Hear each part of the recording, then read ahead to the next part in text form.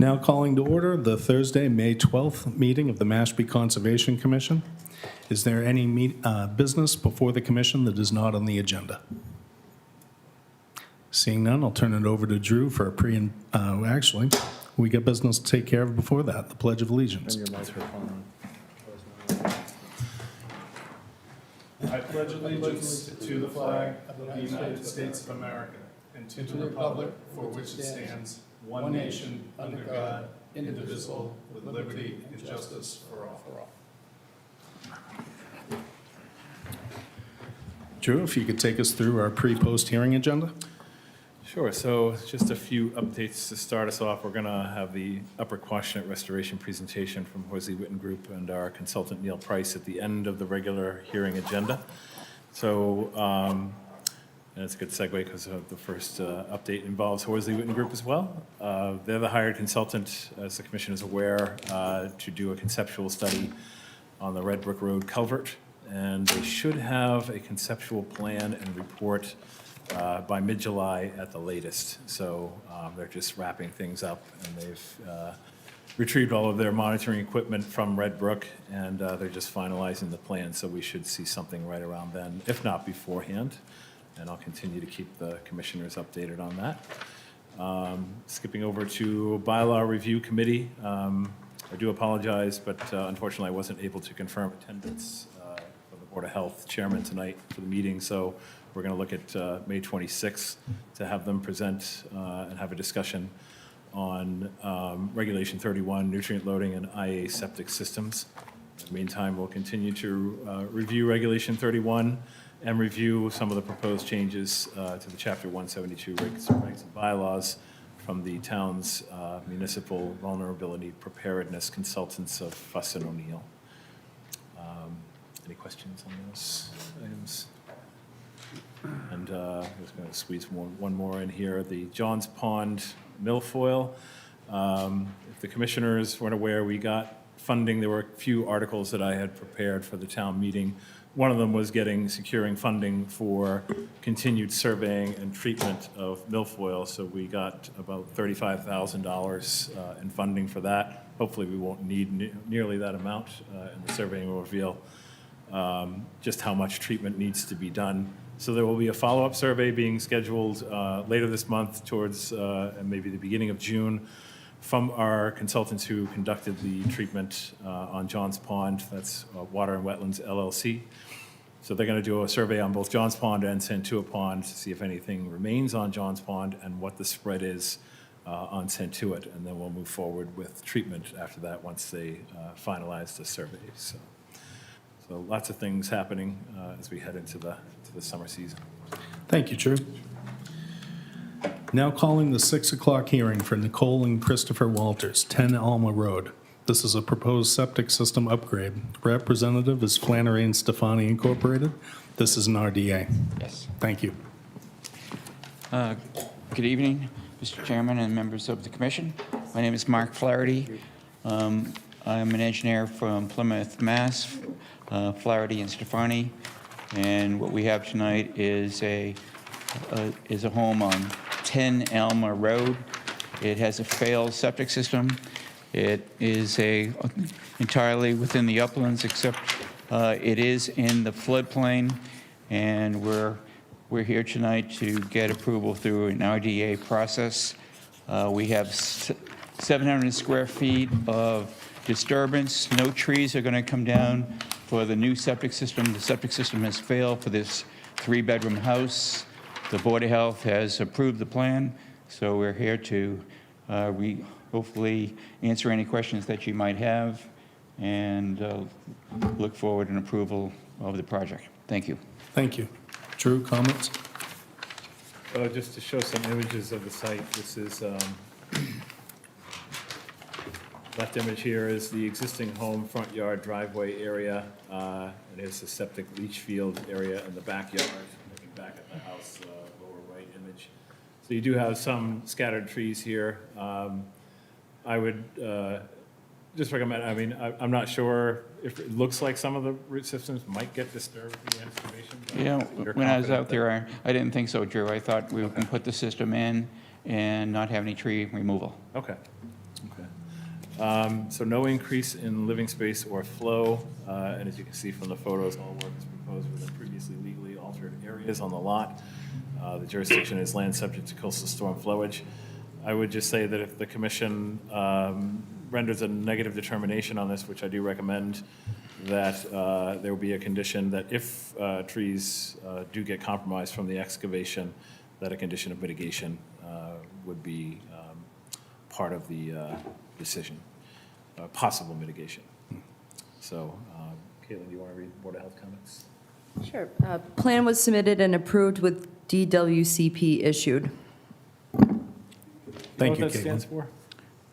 DWCP? I'm not aware. I tried to. Disposal Works Construction Permit. Thank you. So many acronyms out there. All right, questions and comments from our fellow commissioners? Mr. Secretary. Yes, I've got a few comments and questions. What is the date of the original installation of the tank that's failed? I don't have it in front of me, but there was a recent Title V inspection for this house. I don't have the form with me, I'm sorry, but it was, and the septic system went in at the time of when the house got constructed. So the Title V inspection indicated that the tank was leaking and ought to be replaced, and so we're replacing not only the failed leaching system, but also the leaking septic tank. Okay, and you don't know the date of the No. construction of the home? No. No. Okay. There's no proposed reserve area, and I'm assuming you're not proposing that. No.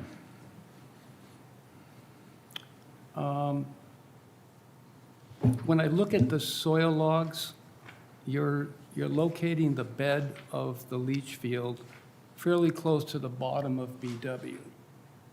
And then below that is C medium sand, so obviously the infiltration rate is going to increase in the C medium sand layer, correct? Yeah, so the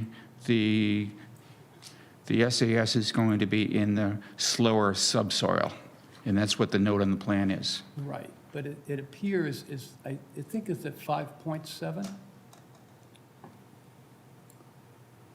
So what's your point? So my point is that it's at the lower elevation of BW loamy sand. It's not like at the top of that Yes. soil layer. So it's right in the lower of the Okay. loamy sand.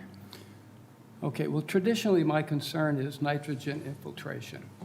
So how can you alleviate my concerns that a Title V system at 26 to 42 milligrams per liter of nitrogen outflow is going to protect that groundwater, in light of the fact that on your plan, you say that the locus lies within an aquifer protection zone? Yes. So I'm a little concerned about that. I'd like you to address that and alleviate my concerns. It's a Title V system that the homeowner is trying to sell the property, and we're trying to protect the environment the best way we could. I was out there with the health agent, Glenn Harrington.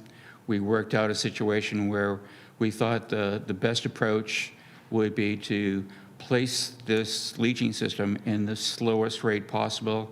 The slowest rate possible gives the biological organisms more time to act on it, and I think it's, from our standpoint, it's better than the leaking septic system and the failed system that was been in and possibly getting into the groundwater for many years. So this is a far superior system. Well, anything would be better than a leaking system. That's a given. Yep. And I know you're in a velocity zone. And I No, it's know- not in a velocity zone. I believe. It's in a It's floodplain. AE. It's It's AE? not V zone. It's not in the velocity zone. Not velocity zone. Okay.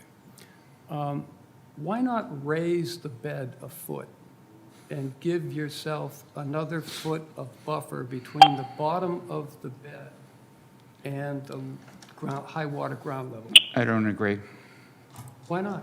because it would require a pump system that would add a woes during, as we have climate change and more power outages, we'd have a situation where this home that really doesn't need a pump would have a pump for the sake of putting it 1 foot higher. And I feel that it's leaching into the subsoil, which is an added benefit. And to actually add a pump chamber to raise it up 1 foot, I don't think most people would want that. Certainly, the people who are going to buy this house didn't buy it with the idea there would be a pump chamber involved. I have no further questions, Mr. Chairman. Thank you, Mr. Secretary. Other questions and comments from our commissioners?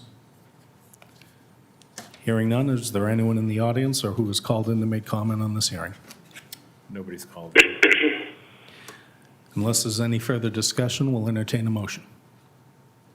I'll move for negative determination at 10 Alma Road with the condition if there's any excavation damage, it will be mitigated. There will be mitigation added.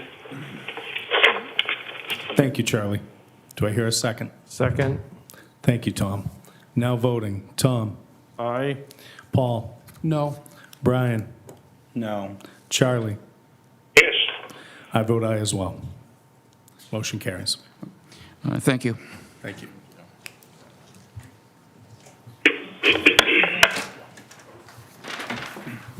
The house was built in 62, Paul. 62, yeah.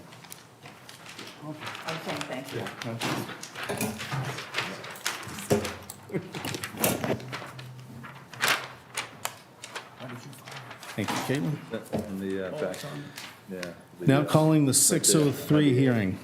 Town of Mashpee, 664 Great Neck Road South. Proposed amended order of conditions, 43-3139, to repave the existing paved driveway and perform drainage improvements. The representative is Cape and Islands Engineering. This is an amended order of conditions. Go ahead, Raul. Good evening. For the record, Raul Lizardi from Cape and Islands Engineering, representing the applicant, who's the town of Mashpee, for this project. This project is an amendment to an open order of condition. The order of condition was issued last October 2021. That order of condition was for the reconstruction of the existing boat ramp at the end of the driveway on 664 Great Neck Road. What the DPW wants to do, and we've been in communication with Catherine at DPW, is to repave the portion from the upward side of the newly reconstructed boat ramp all the way up to kind of the radii at that location with the parking lot. The parking lot was reconstructed, I think, 1.5 years ago. So that is new pavement. So the only portion that we are reconstructing with pavement is the portion that has yet to be reconstructed. Now, currently, the site does not have any drainage for this driveway that goes from the newly paved parking lot all the way to the boat ramp. So in coordination with DPW, and I believe Catherine reviewed this briefly with Drew at Conservation, we agreed to add drainage as an improvement to this project. So the drainage is proposed not at the lowest point for this proposed repavement of the driveway, because at the lowest point, we won't have any separation to groundwater. So any subsurface drainage system would not be working.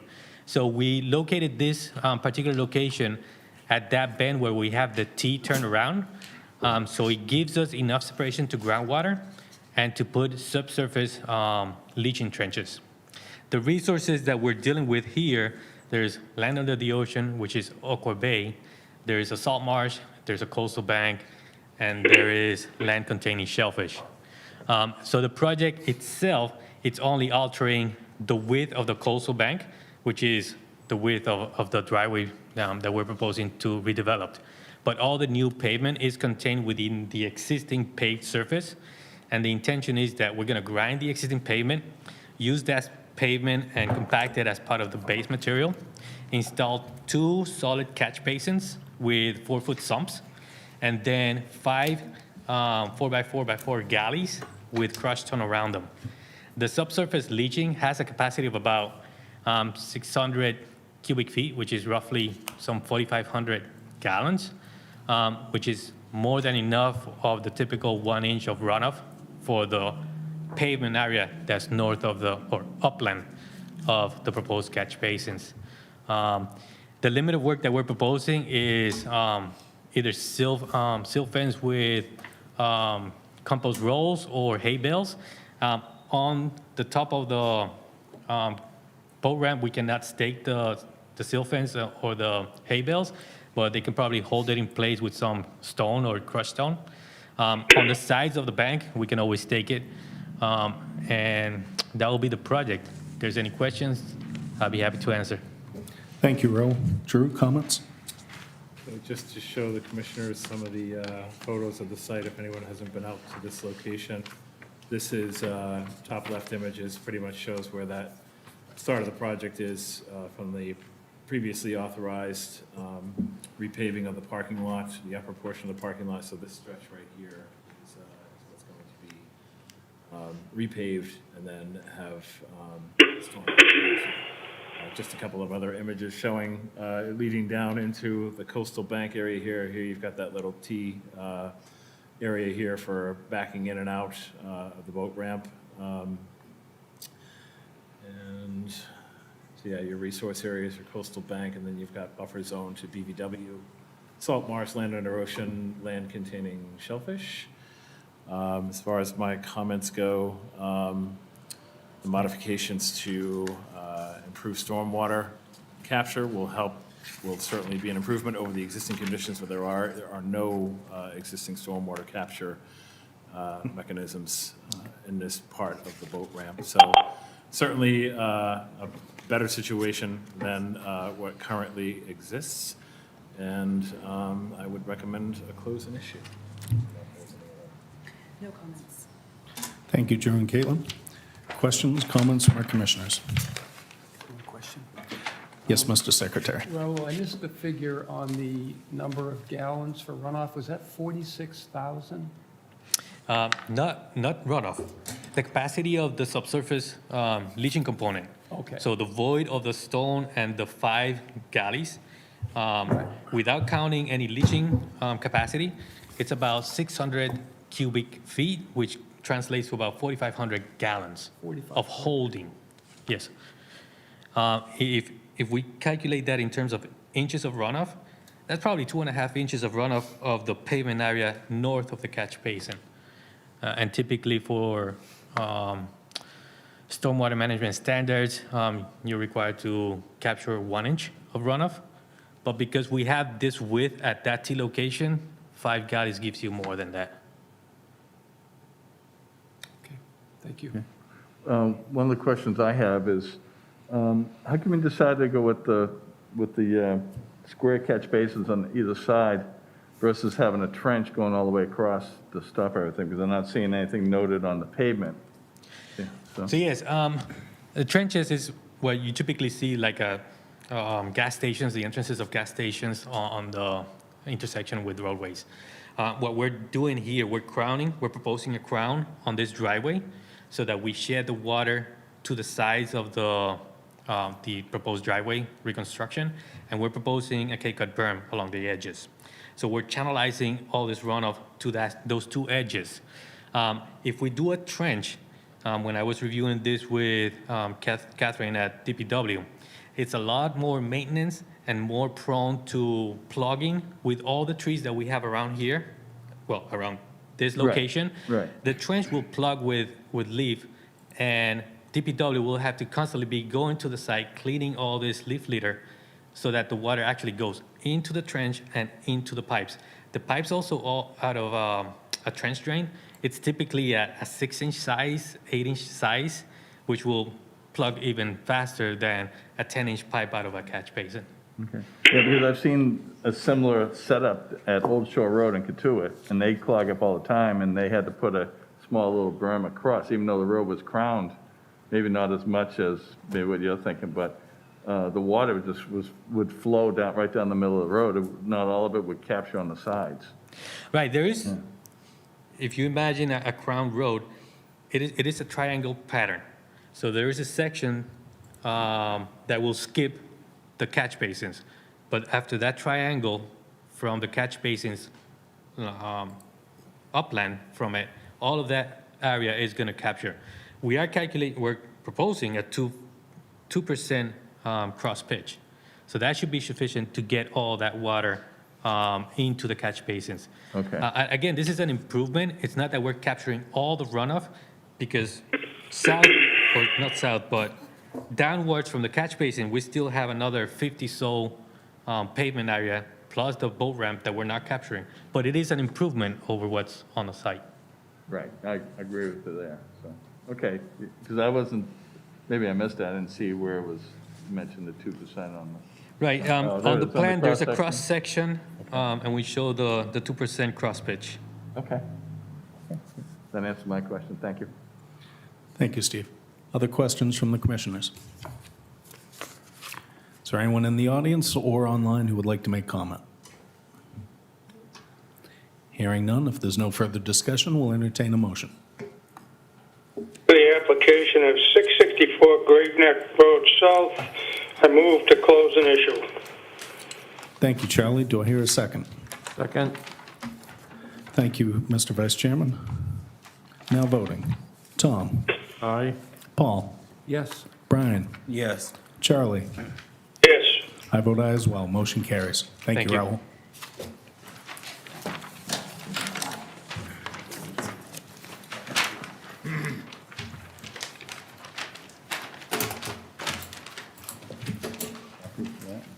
Got it? Don't let me keep anything. I think I did. Oh, yeah, okay. I should have got that ready. There's two of them. I can't be Sorry. responsible for people.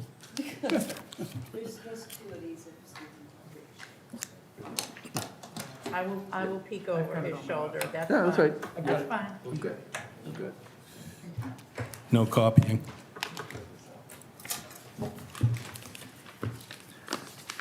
Now calling the 606 hearing for David M. and Anna S. Ferris, 36 Secaucus Point Road. Proposed dredging and expansion modification of pier, ramp, and float. Representative is Cape and Islands Engineering. This is an NOI. The applicant has requested for a continuance to May 26th at 6 PM. The reason behind the continuance is there was some last-minute comments from the Shellfish Constable, so they requested some additional time to confer with their client over those comments that just came in this week, so. Sorry. No worries. Voice sounds familiar. Too many meetings all at the same time. Is there any discussion, or shall we entertain a motion to continue to May 26, 2022 at 6 PM?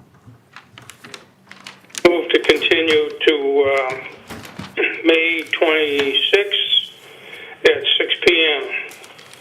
Thank you, Charlie. Do I hear a second? Second. Thank you, Mr. Vice Chairman. Now voting. Tom? Aye. Paul? Yes. Brian? Yes. Charlie? Yes. I vote aye as well. Motion carries. Now calling the 609 hearing for Brian M. and Nicole K. Clark, 138 Waterway, proposed pier extension, ramp relocation, and float expansion. Representative is Cape and Islands Engineering. This is an NOI.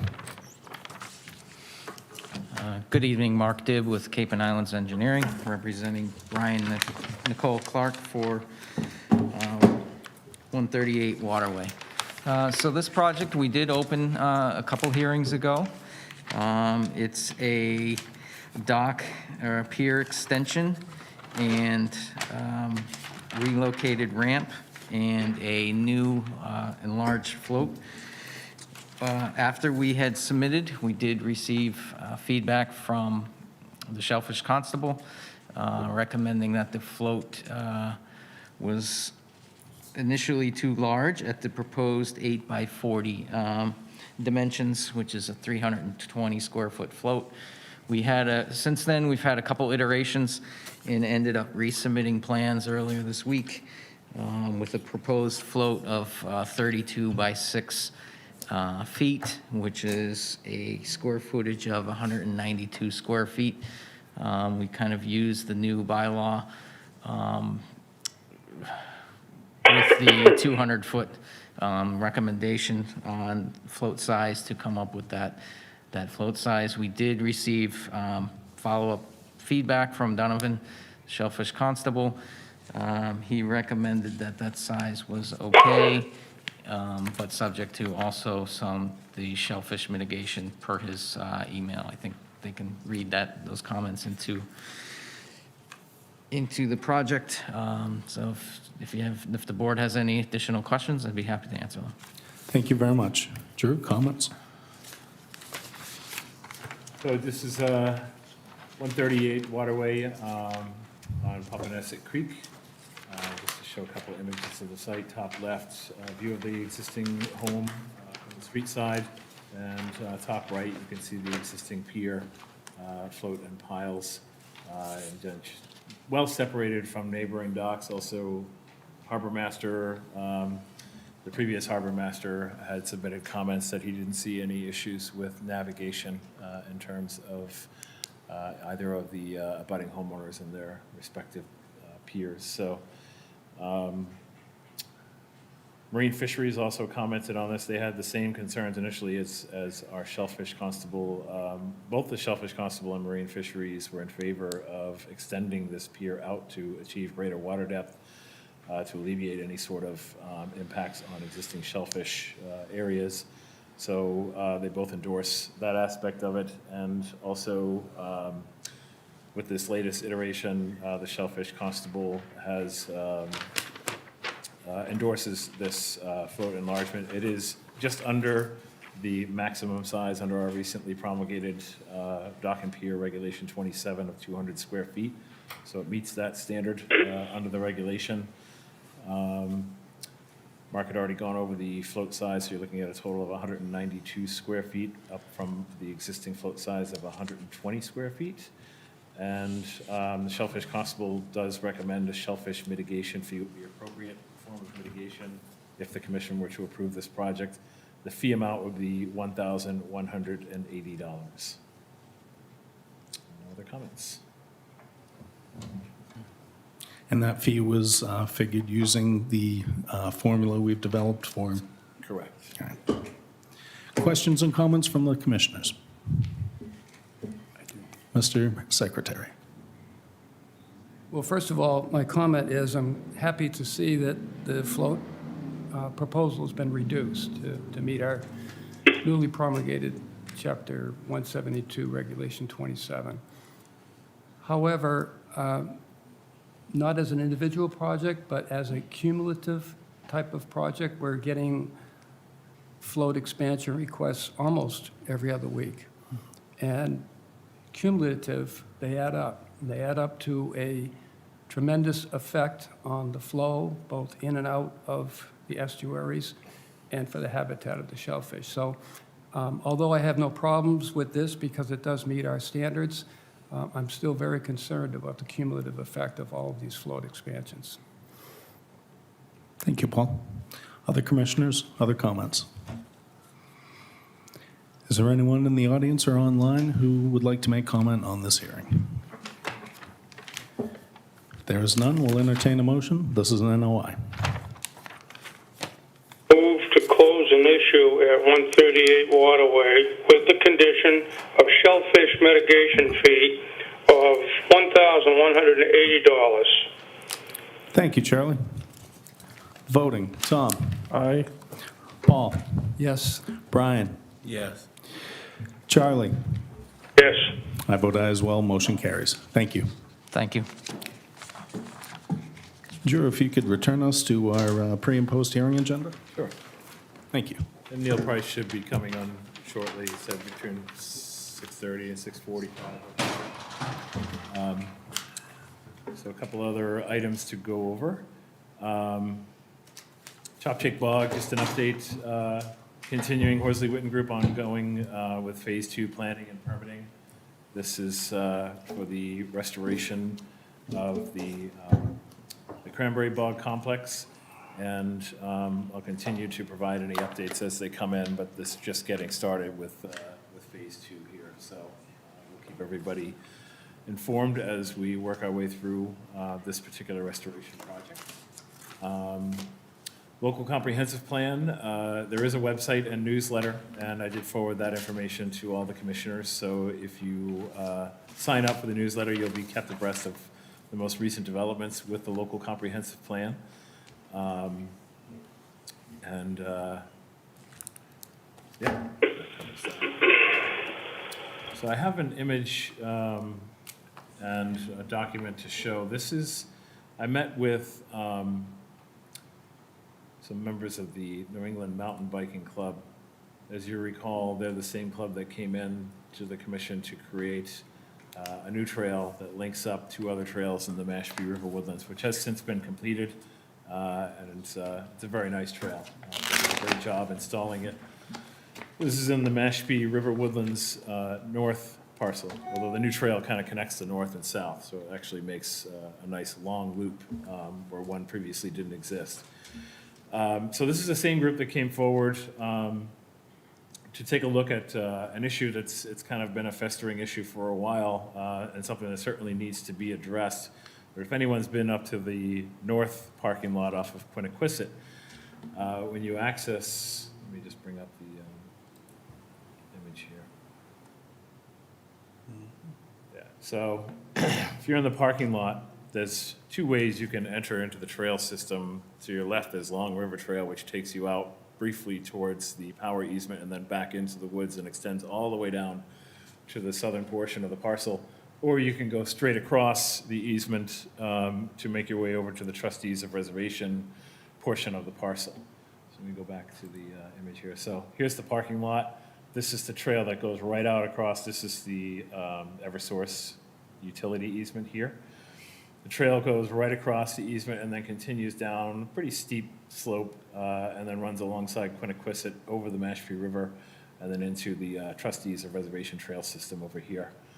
So this part of the trail here, there's some old trail steps embedded in bluestone, and then again tiered using timber ties, tiered steps going down into this trail that ultimately leads to the trustees. So this is where they wanted to show me something, a situation I have been aware of for quite some time. These are the two sections of trail that are in really, really bad shape. They're old timber ties, they're starting to rot. Some of the stakes are getting uprooted, and some of these have just been completely displaced because you've got a lot of runoff. What's happened over the years is this was used both by pedestrian, foot traffic, and mountain biking. And the mountain biking created kind of these gullies on the sides of the trail, which kind of destabilized over time just from frequent use. It's a popular parcel for mountain bike riding, not motorized, but non-motorized mountain bike riding. So again, this is the area of the parcel. So you've got this section of stairs here, and then the one above it right here that are in really rough shape. There's the picture right there. You can see exposed roots. These timber ties are falling out. So what their idea was, and they're going to come to present a proposal to you officially, but I just wanted to kind of present this prior to get your feelings on how you want to have this reviewed.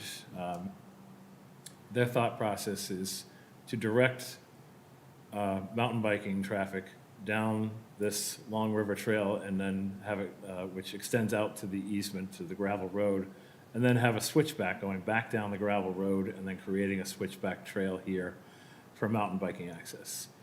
My thought in discussing with them is these two areas would be replaced with raised walkways, which we would use funding from our lands and maintenance account to establish in such a way that off to the sides, there would be no availability for mountain bikes to go down. They would span the width, and we would close off mountain bike access.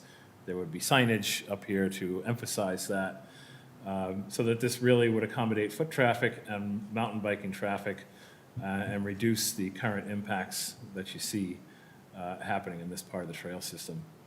So the resource area is obviously the Mashpee River. All of this would be in the outer riparian zone. In fact, this portion of the stairway is actually outside the riverfront setback, but this section here will be within it. And obviously the switchback trail would also be within that outer riparian zone. So just wanted to kind of present it for discussion, and I didn't really tell them one way or another about what type of review process would be appropriate for it.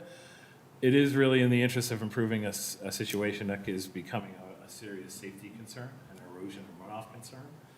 My initial thought would be that an RDA, just to get it documented, because it is within riverfront. But I just wanted to put it out there for your discussion and consideration. If anyone has any questions or thoughts on it. The New England Mountain Bike Association, they're the same people that did that existing trail in the northeast part of the Woodlands, correct? Correct, yep. They did an excellent job, and it was executed well, so I'm personally in favor of them. They've shown themselves to be great partners on conservation thus far. Other comments? Yes. Drew, I walked this with you probably a year ago. I think Alex was with us as well. And it's actually easier to walk in the eroded area from the bikes than it is to walk on the stair. It's an accident waiting to happen. Yeah. And I don't know what kind of liability is on our part for that, but I think the sooner we can get this fixed, the better.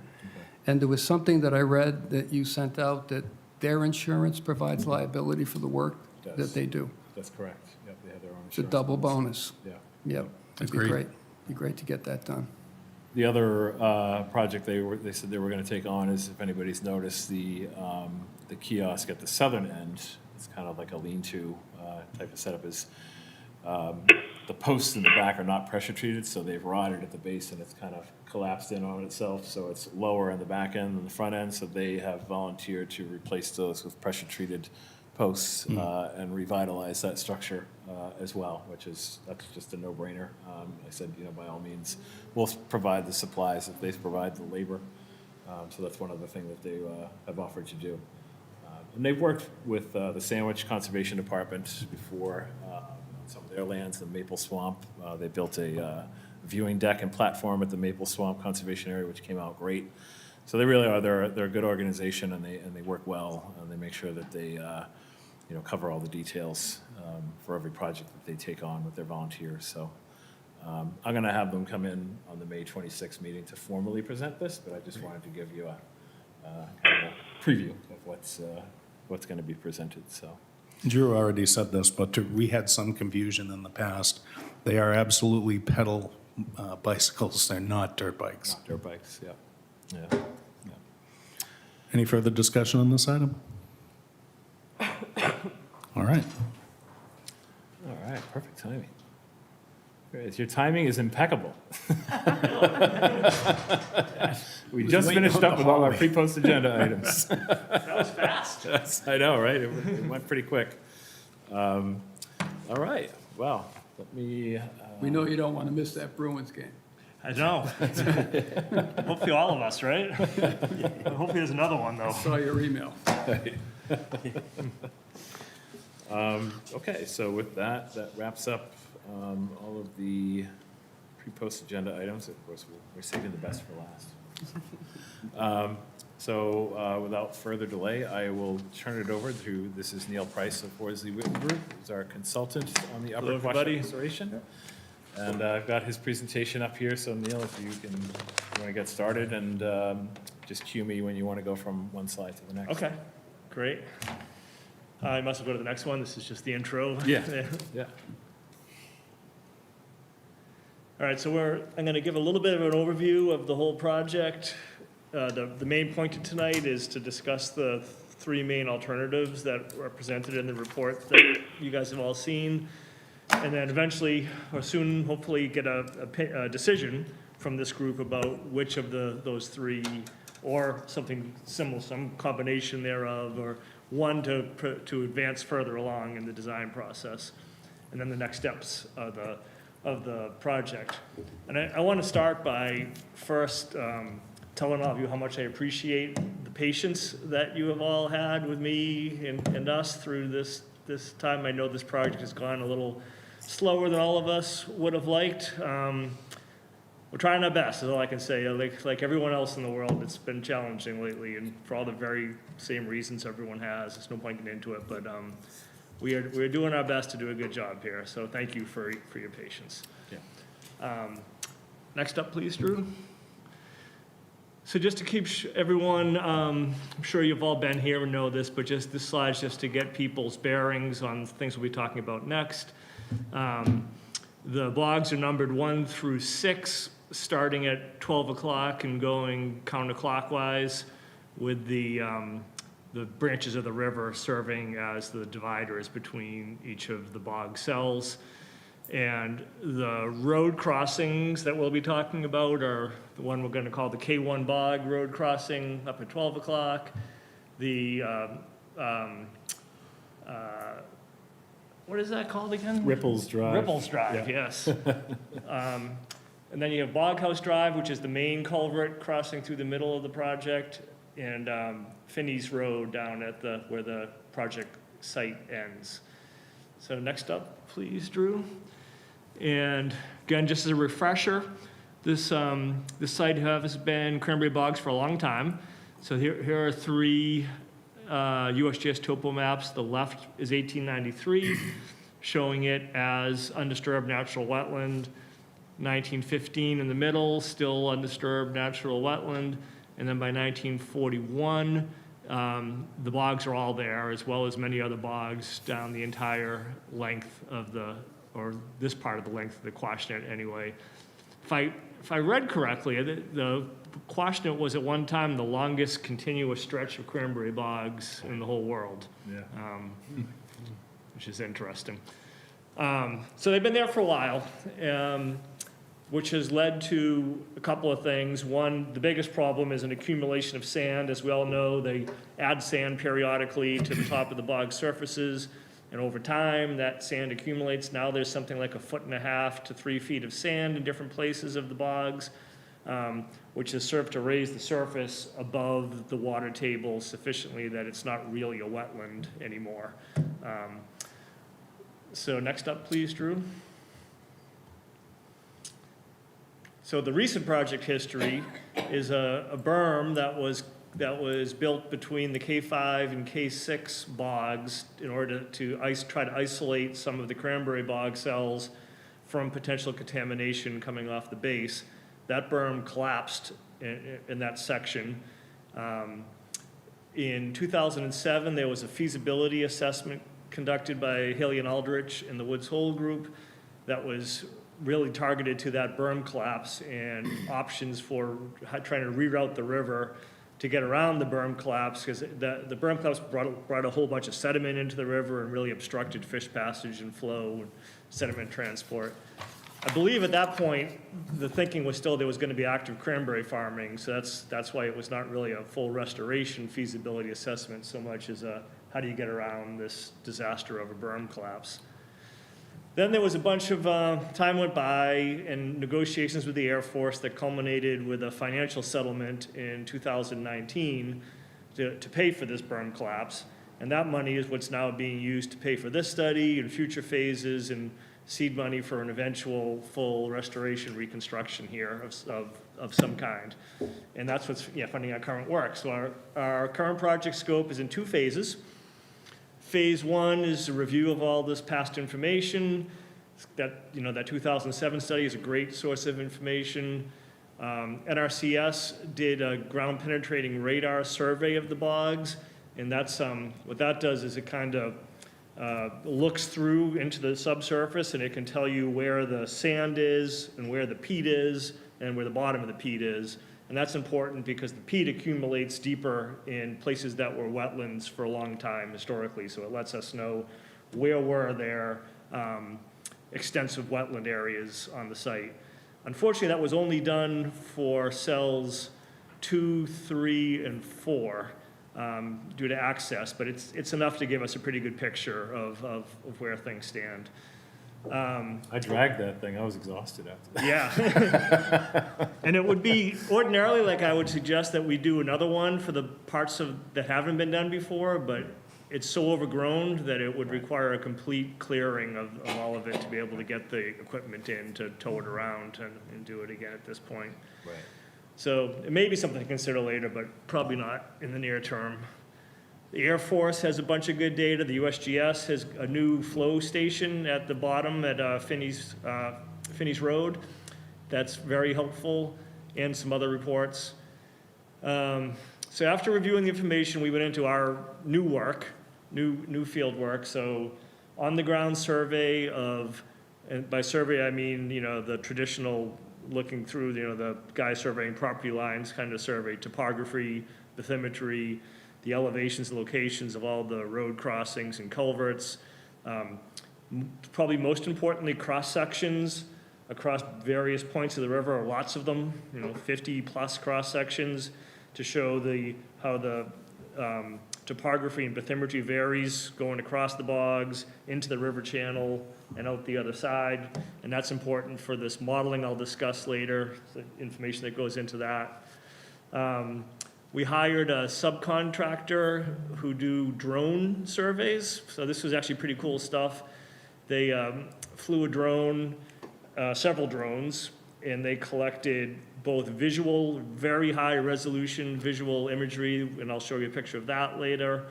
They collected thermal imagery, so hot, cold contrast, and that was done in the wintertime, so it was the contrast between the cold air and cold surface and the relatively warm groundwater. So we were looking for where was groundwater coming out of the ground in high quantities with that.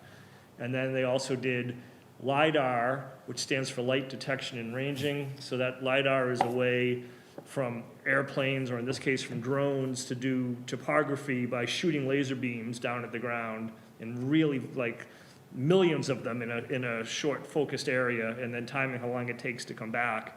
And it's really amazing technology, and it allows them to figure out to within probably a foot, a contour interval of about a foot, what the ground is like.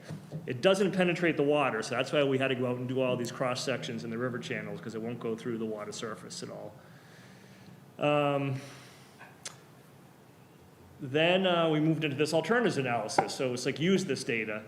And there's a bunch of modeling. We did groundwater modeling, so that's three-dimensional modeling of how groundwater is moving in the area and how it is emerging into the river system. And we did surface river flow modeling, so how does, once water's in the stream, how does it move through it, and how might that change under the different alternatives. And then, so that's where we're at right now. We've got 3 alternatives that are shown at roughly the 10 to 20% concept level. And you're going to pick one, and we will then advance that just a little bit more, and that's the end of phase 1. Then we'll move right into phase 2, which is essentially to move that concept level design to a 50% design level, which should be suitable for preliminary permitting activities. So there's be a little more field work done to inform that, a little more modeling, and then there'll be a public outreach meeting to let people know what's going on and get public feedback on it. So that's the project as a whole. Next, please, Drew. Sure. This is the GPR that I mentioned. You can see it's only for part of the area. So the darker blue colors, like there, yeah, and heading towards the river in the middle, show deeper thicknesses of peat deposits. I think 18 feet is the thickest that is out there. So looking at this, you can kind of imagine that a similar pattern would probably occur on the other side of the river in bogs, other bog cells there along there and further down. But we don't know that for a fact, but it seems likely. Next, please. Oh, and here's a couple of those drone shots. This is the high contrast visual imagery. When you zoom in, you can see things like really small. And this is a low definition version for this slide, but if you look at the original image, you can get to really fine detail on the ground. And we use this to help identify where a lot of the little connecting channels and so forth were in the system. Next one, please, will probably be the thermal imagery. Yep. Yeah, okay. So again, as I mentioned, this was shot in the winter on a cold day when there was ice and snow on the ground. So the blues are all cold colors and the reds are relatively warm. So you see a couple of things here. You see the sand pits off the bogs on the northeast. Those ones right there. So the sun was beating on those and warming up those areas, so they were warmer than all the rest of the snow-covered ground was. And then in the actual bogs themselves, the reds in the channels are showing areas where there was a lot of groundwater upwelling, so the stream wasn't frozen. There was 50-degree groundwater coming up into the channels in those red places. And this is important because, one of the primary objectives of this is for brook trout habitat and passage, and trout like cold water. So we're trying to find the areas where there's a lot of existing cold water and focus on keeping those and improving those. And notably, you can see where, right where Drew's cursor is, a little right of that, where Bog House Road crossing is, that's the wide, I'm sure you've all been here, that's the really wide, mucky, most altered part of the natural hydrology. That might be 100 feet wide in that spot, and this river really wants to be 10 feet wide in a setting like this. So it really slows the water down, and that's why it's so, in this case, cold, but in the summertime, it would be warm. So that's the situation we're trying to correct. Next, please. So all of that data culminated in this existing conditions map. Well, one thing I forgot to mention is we did do a habitat assessment. So what are the general habitat types that are out there, and where are the main areas of invasive species? And the big color coding here is those habitat types. So we've got in lighter green, wet meadow marsh, so relatively wet kind of wetlands. In the darker green, shrub swamp, a little drier. And then the orangey brown color is wet meadow marsh transitioning to mixed pine woodland. So that's a little higher still, high enough that it's trying not to become a wetland anymore. It's got, a lot of pitch pines and red pines and other things growing in it. So anyway, this is just compiles all of the existing information that I've just been talking about in one spot, and then we use that for the basis of design moving forward. So next, please, Drew. Keep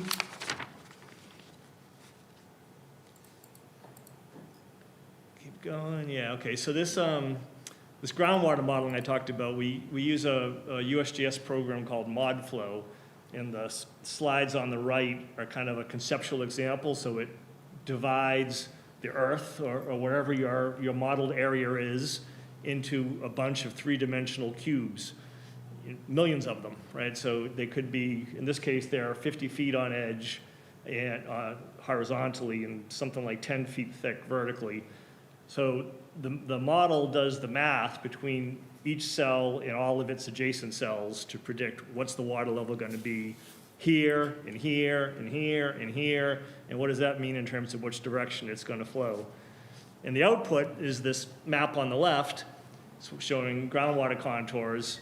And we use that to delineate the contributing areas in different colors to different sections of the bog for the idea of calculating, how much groundwater is coming into the system at different points. Upstream in the K1 area to the Bog House Road confluence to the downstream end, et cetera. And then that information goes into feeding the surface water modeling that we'll discuss next. And the surface modeling is a program developed by the U.S. Army Corps of Engineers called Hec-Ras, which stands for Hydraulic Engineering Center River Analysis Systems.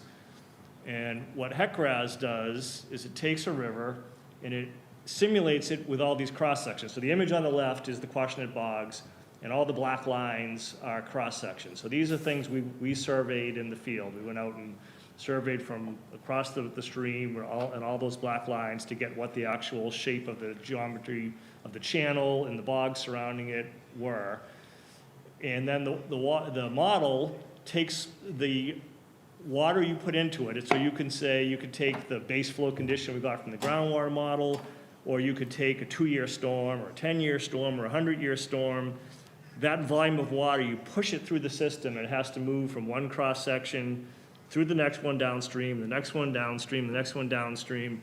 And the characteristics of those cross sections depend, is the flow going to be narrow and deep and fast, or is it going to be broad and slow and spread out? So that's what you do in the surface water model. And once we have this set in depicting existing conditions, then we do all the alternatives for restoration. How might we change it to get different results? So next, please, Drew. So I mentioned the hydrology, right? So this is the flow numbers that are put into the model at various places along it. And it's kind of complicated, but along the left are the different, I'll call them hydrologic conditions, right? So those are the storm events, 100-year storm event, 50-year, 25-10, 5-2, and then getting lower flows, 5% duration. 5% duration means it's only exceeded 5% of the time. So in any given year, there are 5 days where there are only 5 days where the flow is more than that number. And then the 50% is obviously the average. Half the days are that number, half are lower or higher. 95% is a very low flow rate. So only 5 days per year have a lower flow rate than that. And that's what we use for the fish passage assessment. We want to make sure that the water's deep enough and there's enough flow during the 95% flow to let fish go by. The numbers really aren't all that important here, but these are just the various places we looked at it through the system to help define how it's working. Next, please. And this is just a depiction of the Hec-Ras model. So on the left is a cross-section across the entire bog complex. So from upland on the left, down onto the bog surface, into the Quashnet River where those 2 red dots are the actual river, and then climbing it up on the other side. And the right one just zooms in on the area right around the river itself, showing a little bit more detail in the various horizontal lines, the various water levels for the different storm events. So the blue, the aqua blue, is that 95% flow exceedance, and then all the higher lines are some higher flows and the resulting water level in the river as a result of that. Next, please. So one of the things we try to do, so when I mentioned how the river was so wide, particularly at that Boghouse Road confluence, wider than it should be. There's a metric called bank full width. It's really a remarkable feature of the universe, and depending how religious you are, God or whatever, but every river has a bank full width that is determined, the width of it is determined by the catchment, how much watershed is going into it. But for every river, the bank full width occurs at somewhere between the 1.5 to 2 year return frequency storm. So the flow that occurs on average every 1.5 to 2 years defines what the bank full width is. It doesn't matter if you're talking about the Mississippi River or the Quashnet or wherever, always that's the bank full width is determined by that flow regime. So essentially that's the flow that gets the river right up at its banks, and then any higher it goes over and goes into the floodplain. So a natural river, that's how it works. A natural river, it reaches that height, goes over onto the floodplain, slows down. Rivers that people have messed with, over deepened or over widened, they never get out of their banks. So that's when problems occur, because now you've got all this flow, and instead of being able to spread out over a mile-wide floodplain, it's being kept in a 100-foot wide channel, so the velocities go up and it erodes, and that's the problem.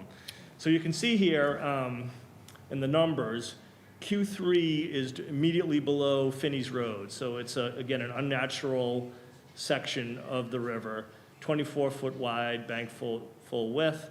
And then these Q5, Q6, and Q8 are areas south of 151 and north of 28 in the most natural state of the river, where we looked at reference sections.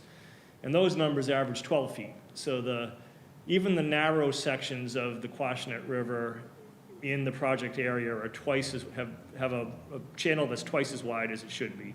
And then the really wide sections are 5 times as wide as it should be. So we need to get those, the point of the restoration will be, or one of the points will be to get those channels narrower so that the flows are faster, the water's colder, the sediment keeps moving, et cetera. There's a lot of stuff on this slide. The other thing here to point out is the bottom table. It's called Table 9. Those are the sizes in the characteristics of the various culverts at the road crossings. So if you imagine a river that wants to be 12-foot wide, bank full width, And these numbers are all showing widths that are about between 2 and 3, 4, 7 feet wide, and I guess on most. So they're half as wide as they should be to let an appropriately sized river get through them. So all the culverts are also undersized. Next, please, Drew. So alternatives analysis. So the goals that we arrived at through discussion with Drew and other partners, perhaps even some of this group, I would imagine some of this group was involved in that decision-making. Primary goals were fish passage for brook trout and herring. So what goes into that? Water temperature, flow rates, eliminating barriers, limiting places that the fish can't get through. 2 small culverts are the main example of that. And getting the sediment transport correctly. Aquatic connectivity for other creatures besides fish, just allowing everything to come and go as it wants. Secondary goals are more, aerially extensive restoration of the wetlands, of turning the bogs back into wetlands by creating the appropriate hydrology. Habitat in general, reducing invasive species, improving water quality, and passive recreation. Next, please. So in this alternatives analysis, the key components that kind of go out of those goals are properly sizing all of the stream sections to be the right widths with the right kind of meander curves and all the right geometry, have the stream connect to the floodplain so that it will overtop the banks at the appropriate timing, getting rid of the 2 small stream crossing culverts by either just getting rid of them or by replacing them with bridges, and trying to do as much wetland habitat restoration as possible. And we've got, 3 alternatives, minimum, and this, by minimum, medium, and maximum, I mean really in every way, like the amount of work done and the cost. They go hand in hand, of course.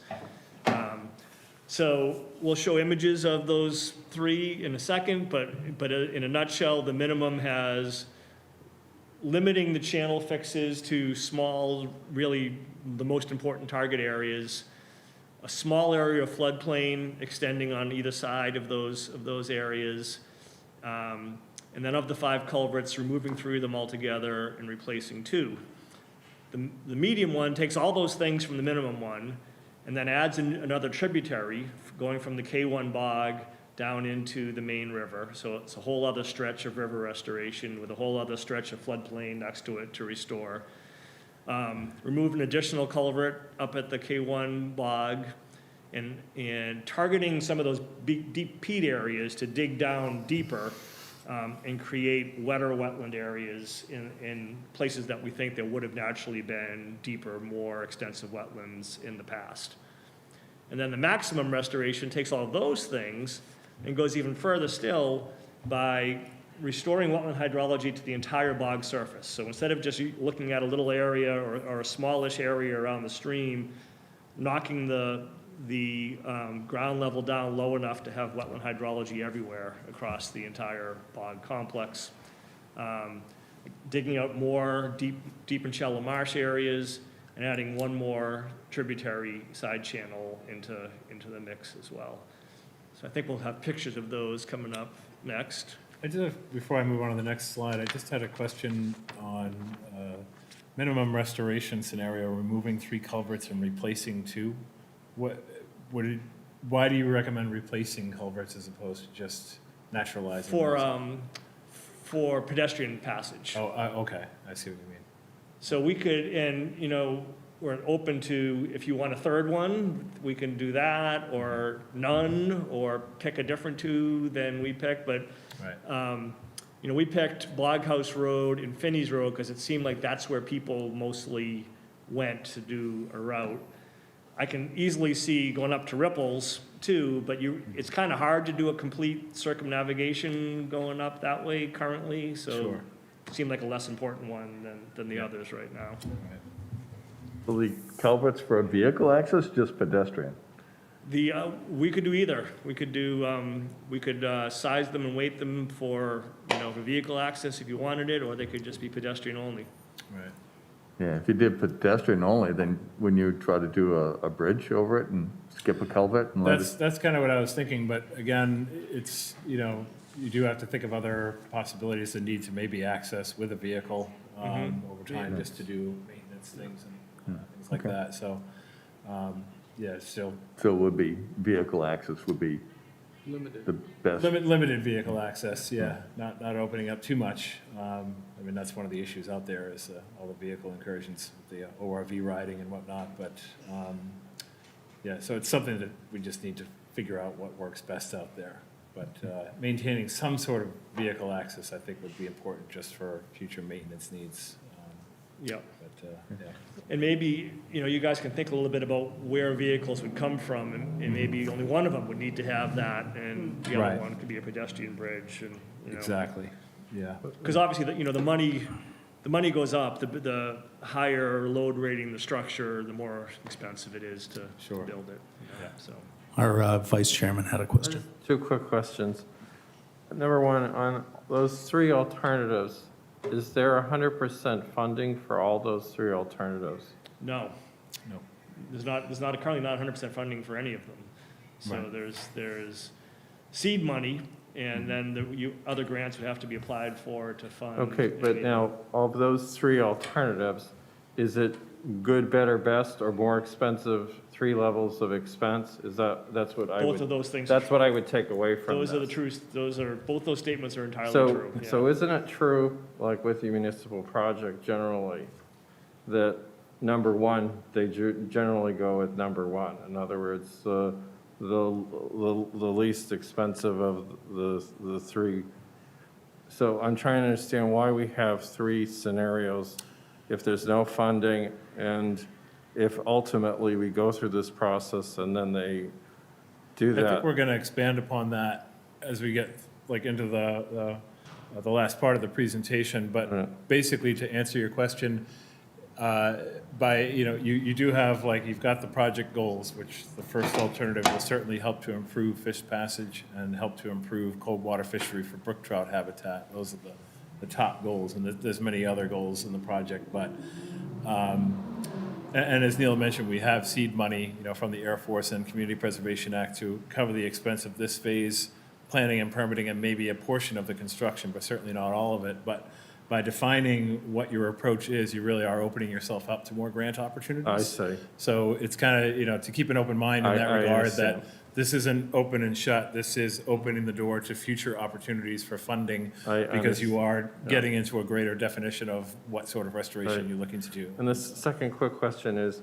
like, if it's a restoration, and there's historical photos and of flow and how things were, why wouldn't you try to follow naturally what the original?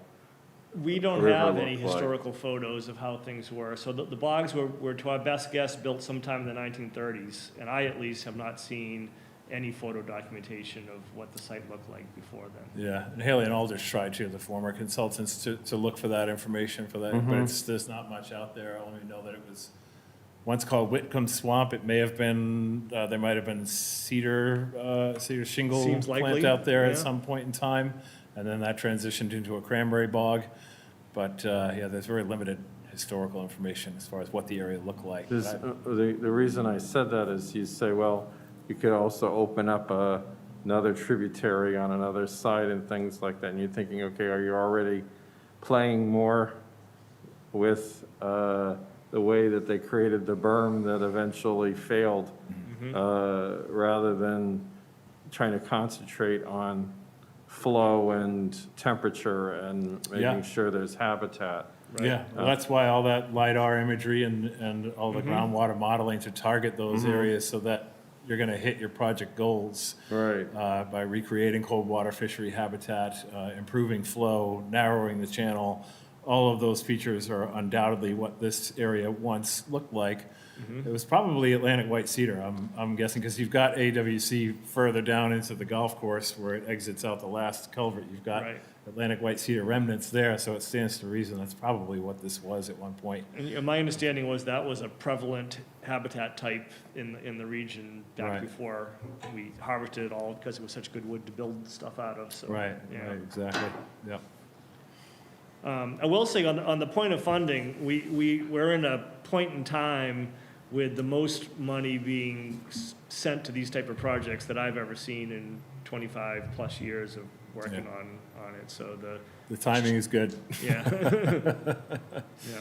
Yeah, there's no question about it. I mean, you've got similar projects over in the Coonamessett, which is being, worked on now. They've already completed a couple of phases there. Most recently, the Childs River Restoration Project.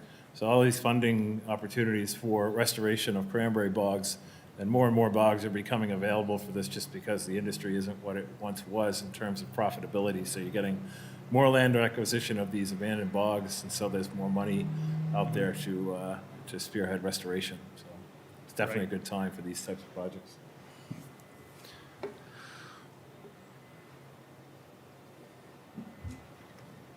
Okay, so yeah, so this is the minimum restoration alternative. So the key thing to look at here is the black line is showing the conceptual relocated channel, restored channel, and you can compare that to the green-blue line, which is where they currently are. So you can see a couple of things, right? So where moving that Boghouse Road confluence, as I've talked about a couple of times, is a mess. It's wide, there's something like 10 feet of soft sediment built up there in front of the culvert. It's a very difficult zone to work in, and it seems like it would be the work required to try to rebuild the confluence at that point might be harder than it would be to just move it a little bit over. So that's the thinking for why that confluence moves. We've added a little bit more sinuosity into it. We've kind of pulled it over a little bit west to take advantage of the shade from that large hill to the southwest. So moving it closer there brings a little bit of shade into the river for keep the temperatures down a little bit more. And we're also bypassing that area where the berm collapsed by moving it over there as well. So that's the thinking of that. And the gray, it's a little hard to see, but there's a dashed gray line on either side of that black. Yeah, you see that kind of outer, it like sort of mimics the black line, but it's on the outside of it. So that's the area where floodplain would be created. So we would lower the surface of the bog down to make that floodplain. So it's it's a limited, instead of trying to, earth movement's the most expensive part of all of this stuff. So if you limit the amount of area that you're moving earth around in, the cheaper the project is. So this is trying to just create a small limited river restoration with a small limited area of floodplain. What are these crosshatched areas? Those are the areas from the GPR where the deepest peat is found. So Okay. no work is being proposed. You'll see in the future alternatives that work is proposed there, but in this one we're ignoring that. They're just there in the base map showing Sure. that. But so then we go to the next one. Now we'll start with that, right? So you got the same general black line for the river, and then you extend it further, like what Drew's tracing. So now this is the tributary. So you bring in that K1 bog, and this already exists. When the cranberry farmers built this, they did this drainage in a way, not an ideal way, not in a good habitat way, but they created a pathway for water. So we're just trying to make it more naturalized here, an existing water pathway to connect that K1 bog into everything else. And then there's more floodplain created around that. And then as Drew was just pointing out, you see in the kind of rust-colored blobs, yeah. So those are places where we're going to dig down deeper. So more excavation to a deeper level in those areas than elsewhere to try to create a wetter, more wetland environment, a deeper marsh environment in those areas that the GPR showed thick peat deposits. So we're adding a little bit of that element to this as well. What about like the area in between here, like if, for this sort of wetland restoration in terms of temperature? Would there be like separation from the river channel here, or would there be? It would be, again, it would be connected over the floodplain, the river banks would be Right. there, go over the Yeah. floodplain, and it would spill into that during the higher flow events, Okay, yeah. okay, yeah. For my lack of knowledge, is the K1 bog spring-fed? Is that, Probably, yeah. because I'm saying, you know, I There's know no the inlet to it anyway. river starts at John's Pond, but I'm seeing that up to the north. Here, right? yeah, there's a red maple swamp up here, and I think you've got some groundwater upwelling up in this, somewhere up in this area. I have to go back and look. So are you saying that the water flows down from John's Pond and it flows up down towards the K1 bog? No, or no, does so it the flow K1, but the tributary on the K1, John's Pond's over on the left down there, right? Right. So the K1 bog is groundwater upwelling that's just showing up, so that's the Okay. top of the surface water system, there's nothing upstream of there. Okay. All right. Yeah, well, K1, this, just a little history, when the water cleanup operation was happening, this was the reinjection site of the treated groundwater. So they had upwellers pumping out cold, clean, treated water in 3 different areas around K1. These metal pipes that just come out and just have water, treated water coming out. And the conditions were so perfect, it actually started to support a brook trout population right here in the perimeter ditches of K1, and even in some parts of K2, because you had another upweller here between the 2 cells.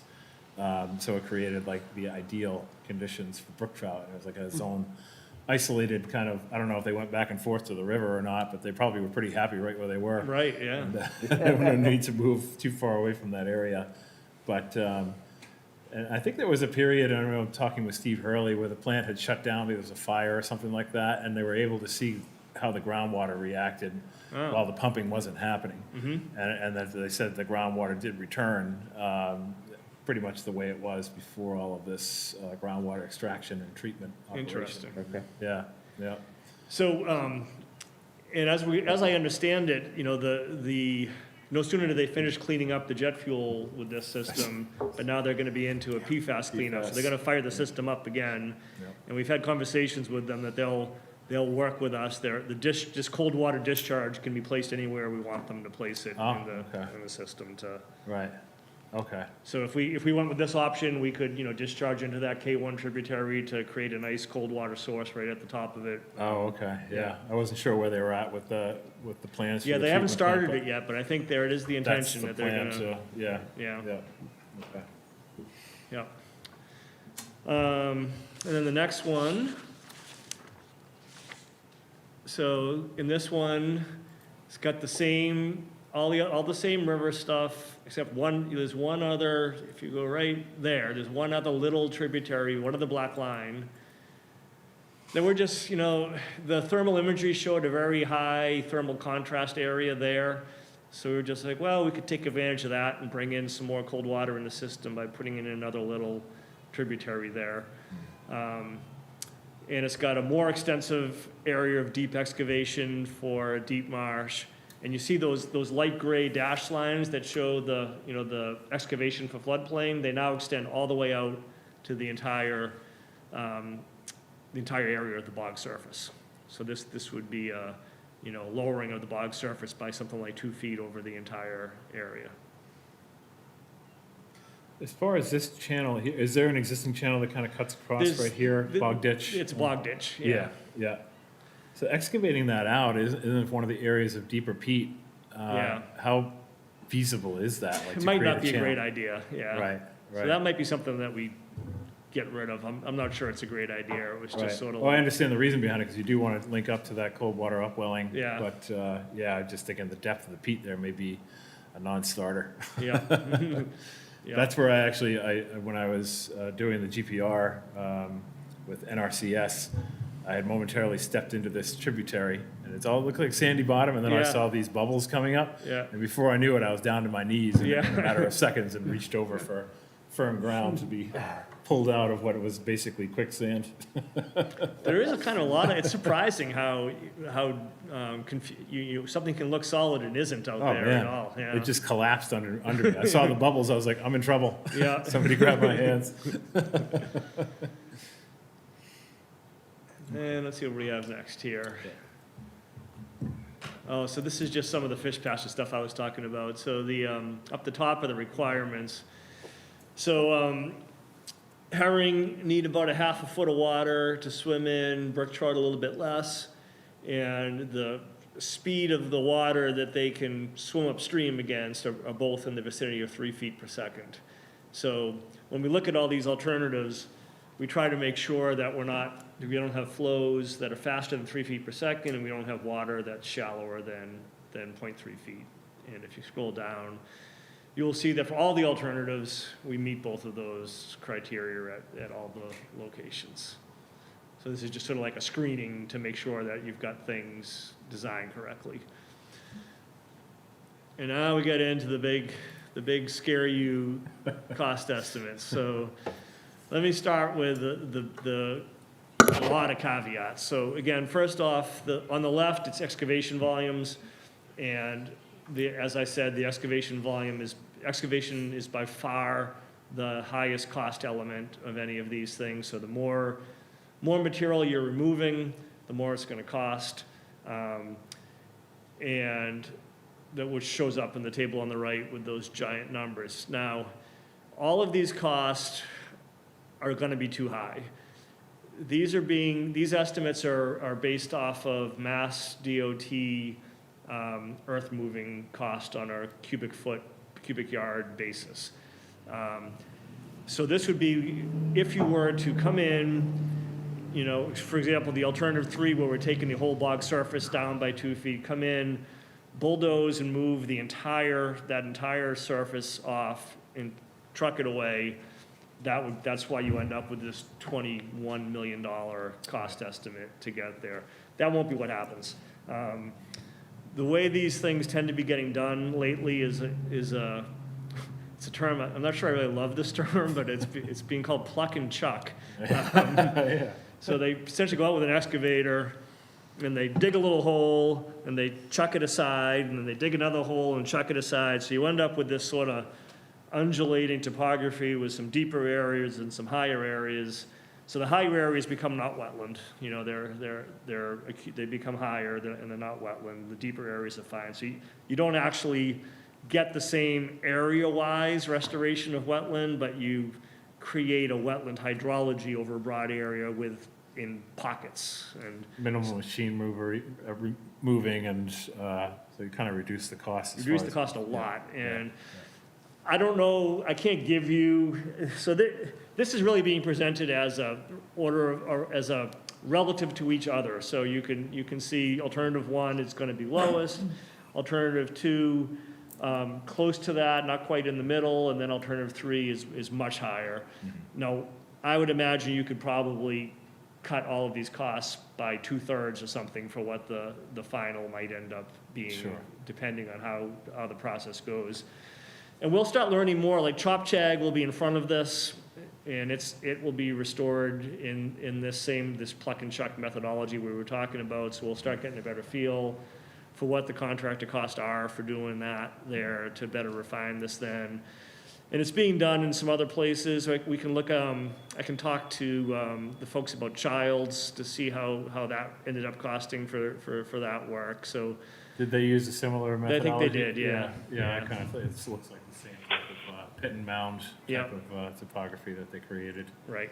Which probably has a lot of wildlife habitat benefits, or waterfowl nesting, and you've got wetland habitat as well, so. Right. Yeah. Yeah, I think there's a lot of value for that contrast of varying topography and varying wet over small areas, so. Right.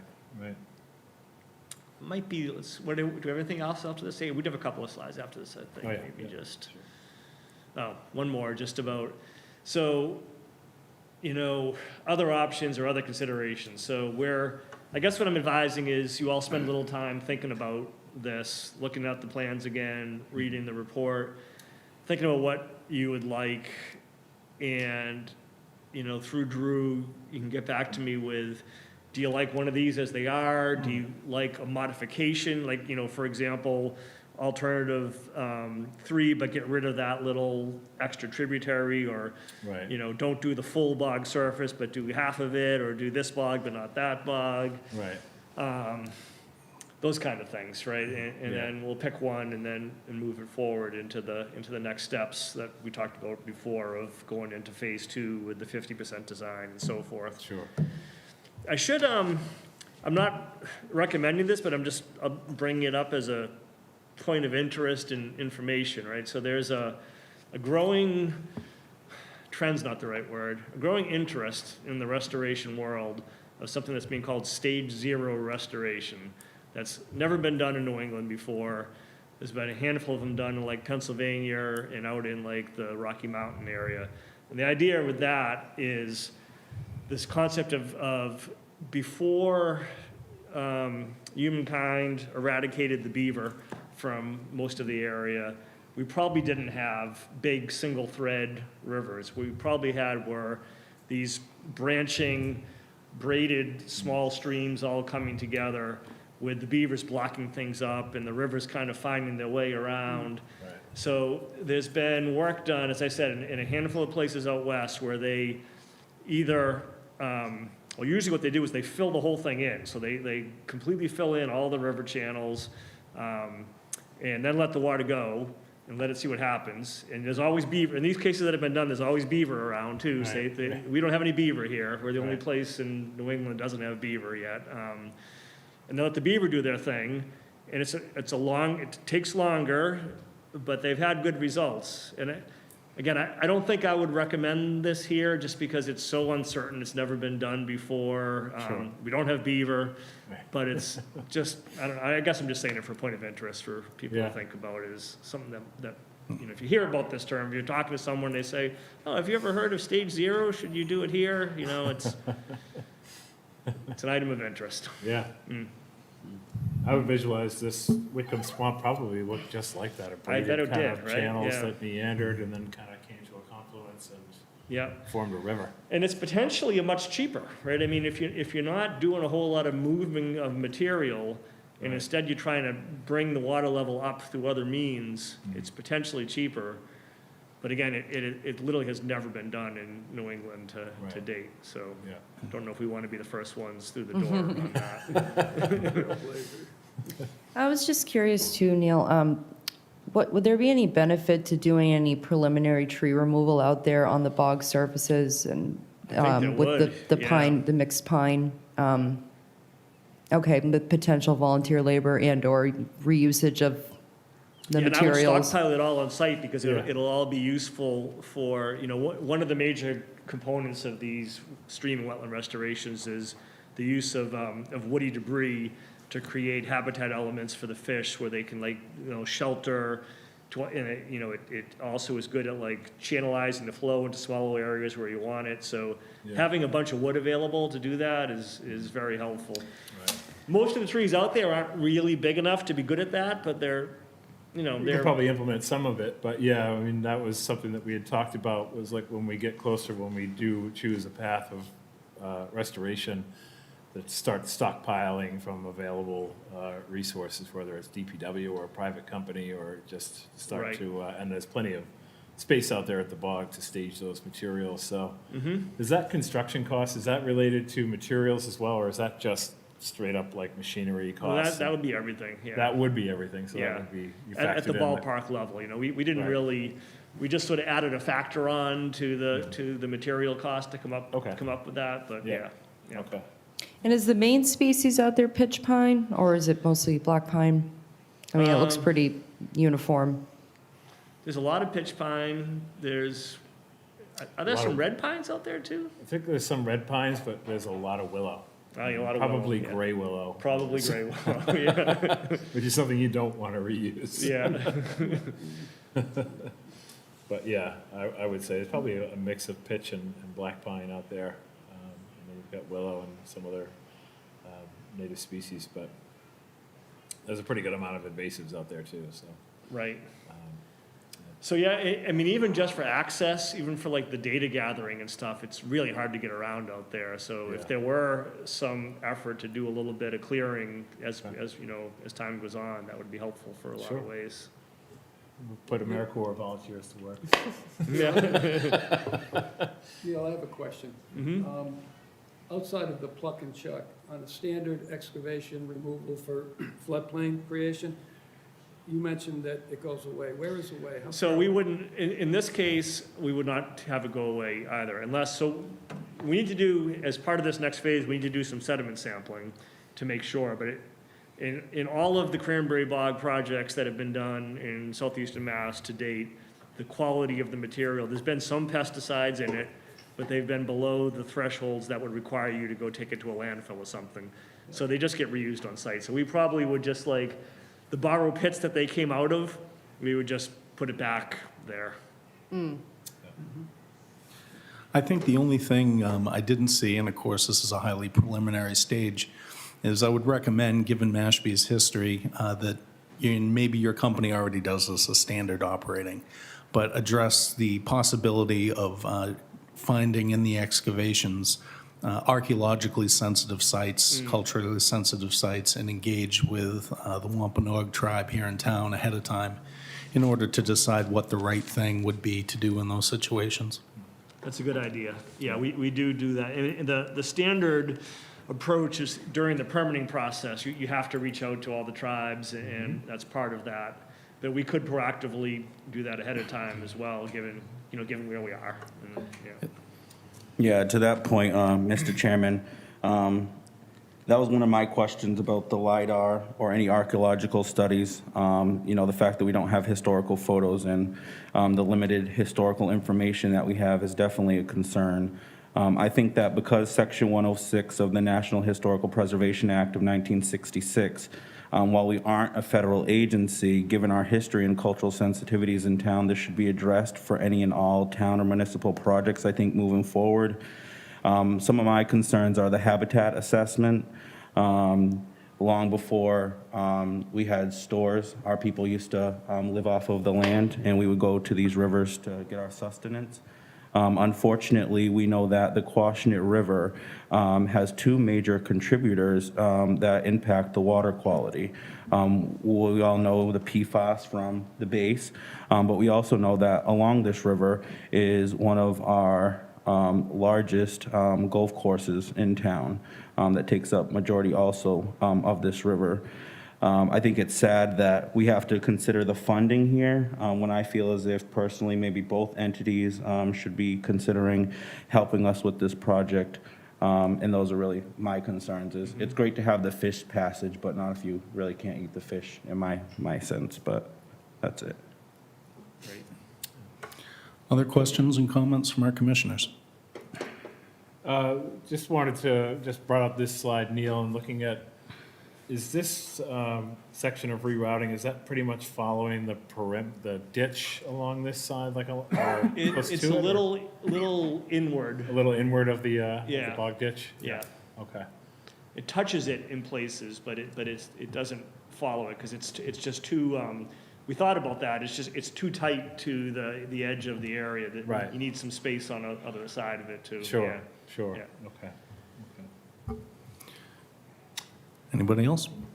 Just a quick comment. There is slated development too. I had reached out to the developers and they were not interested at all in selling, but it may be worth rekindling that conversation because it is going to go right up to the restoration area. Oh boy. Yeah, you got.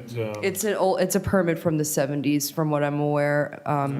Yeah, so just something to We're chew gonna on. still continue to try and, with myself and the town planner, speak to its local developer who is slowly but surely working his way up to this area here. I think it's, actually right about here, where you can see it on the town's GIS. Yeah, one of the all previous parcels. slides has you can actually see the overlay on a previous slide of the parcels. We're talking quite a lot of houses, and I'm not sure if it's all individual septic systems. That would be my guess, but I'm not sure on that, so don't quote me on that. Oh, right there. Yeah. Yeah, right here. There's the subdivision right there. So Yeah. we've had initial contact with the developer to see, what may become available to purchase land out here. But yeah, man, it's frustrating to see that. It is unfortunate. And to, Right you above the know, embankment, to the bog complex. Couldn't be closer. and to the water quality point, that's uphill, right? So Yeah. all the stormwater and septic system effluents coming right down to, Exactly. yeah. Exactly, yeah. Maybe we can turn up the pressure. Yeah. See what we can do there, but yeah, it's a good point, Kate. It's definitely something to take into consideration, so. How many lots are involved in that term? Maybe a couple dozen. Yeah, Think at there's least. probably at least, 30, 40. It's a substantial development. Yeah. There's It's off 24 of, it's showing. right at the corner of Lowell Road. It's Country Club Lane. Yeah, it's under construction. It's a new road that now. cuts right through Quashnet Valley. Yeah. The hole that you see at the bend there. Yeah, they had to shorten the first hole to get that road in there. That's right, yeah. Yeah, so definitely something on the radar to keep pursuing land acquisition in that area, so. Said no at first, but we'll keep on it. Okay. Well, Neil, thank you very much. This is really very informative and. Right, Thank you. Thank you all. clarifying things moving forward, Pleasure so. coming and chatting with you about this. And, Yeah, yeah. look forward to hearing it. Feel free to ask any questions as you think about how you want to proceed, and Yeah. take it from there. Absolutely. All right. Thank you. Thanks again. Yeah, and Caitlin, I guess I probably won't see you again, so good luck in the Great White North there. And, Thank you very much, Neil. I appreciate that. It's been a pleasure to work with you. Yeah, thank you. She's leaving Chop Take to me now, so. Along with everything else. Good night, everyone. Good night. Thank you, thank you. Take care now. I'm just going to pass out the signature sheets. 35 Timber Lane, Steve Cook, please do not sign that one, as you were not a full-time member at the time this was issued. It's a reissuance, as our certificate of authorization vote had expired. And just keep in mind, Paul and Brian, just not to sign 10 Alma, please. Okay. One thing I'd like to address before we adjourn is that we are just slightly past due on electing new officers for this commission. So if we could get that on the agenda for next meeting, Yep. and then we can discuss or take a vote Sure. at that point. Thank you. Absolutely. Got a note here. And obviously, I can't sign anything. last but not least, Vote on anything. what's that? Oh, you won't vote on it? Oh, I apologize, never mind. Just Oh, yeah, yeah. add that, yeah, just see if you don't sign anything. This is a bystander tonight. Hopefully you get all squared away by the next meeting. Yeah, we'll see. I don't know if you're on, they released a new selectmen's agenda. I don't know if you've seen if you're on it or not, but Oh, okay. it should be. Hopefully, I think you're on it. I think you are, actually. Oh, okay. But this is Caitlin's last meeting, and we are having a get-together if anyone's available tomorrow at 3 o'clock. We'll have some treats and beverages in the office, and if you have time to stop by, or at any point tomorrow, if you can't make it in the afternoon, but to want to say goodbye and join us. We'll have pizza at lunch, and then we'll have some treats later on at 3 o'clock. So, but I just want to say that I'm really happy for Caitlin in the next chapter of your life, and don't cry, just don't cry. And I think you've just done an absolutely outstanding job over the course of your career with the town. You've really grown tremendously into the role of assistant agent. It's really going to serve you well moving forward. All the experience that you've had with managing volunteers and going through the permitting and really gaining a firm grasp of everything the department does and doing it with professionalism and grace is something that we're really going to miss. And I know it's going to serve you very, very well in all of your future endeavors. I'm very happy for you. All right.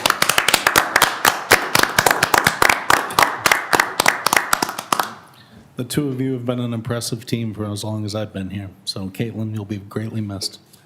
Yeah, excellent job, Caitlin. You did a terrific job, Thank you. terrific job. I'm going to miss my weekly phone calls to see if I'm coming to the meetings or not. And it's too bad you're leaving before we got the new town seal on some of your merchandise, so we'll make sure I we send know. you something, okay? That would be wonderful. I would absolutely love that. Thank you Great very idea. much, Brian.